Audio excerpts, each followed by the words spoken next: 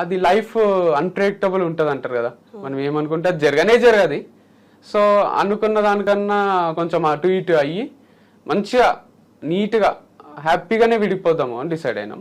So అదే post పెట్టినాము.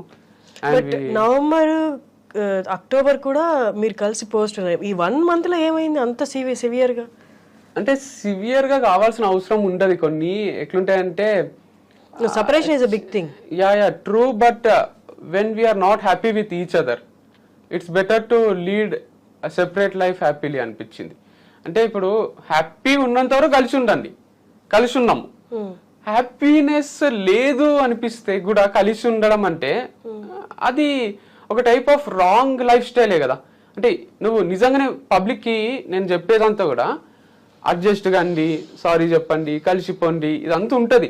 But still if you are not happy with each other, why still